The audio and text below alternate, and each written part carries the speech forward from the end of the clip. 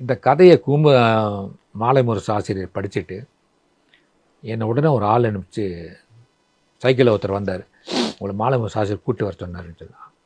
அப்போ மாலை முரசு பத்திரிக்கை வந்து நம்ம வீட்டுக்கு கொஞ்சம் தொலைவு தான் இருக்கும். மாலை முரசுங்கிறது அந்த நியூஸ் பேப்பர் தானே சொல்றீங்க? ஆமாம், மாலை முரசு வந்த புதுசு அது. Okay okay. அப்போதான் மாலை பத்திரிக்கை ஒன்று வருது. அது வரைக்கும் தினமணி வரும். மாலையில் முதல்ல பத்திரிக்கை வந்தது அதுதான். 1969.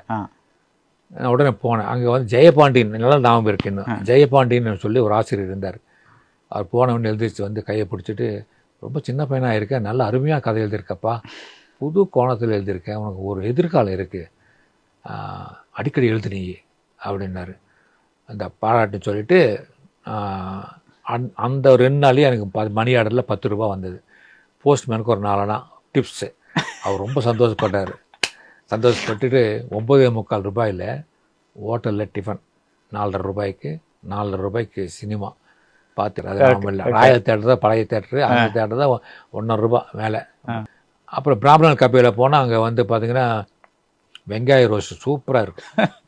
கிருஷ்ணா பவன்னு சொல்லி ஒரு பவனம் இருக்கும், வெங்காய ரோஸ்ட்டு சூப்பராக இருக்கும். நெய் ரவா அதெல்லாம் பார்த்திங்கன்னா 75 காசு.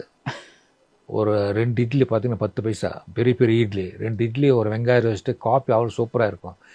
சாப்பிட்டா வந்து 1.25 ரூபாய்க்கு எல்லாம் முடிஞ்சிடும்.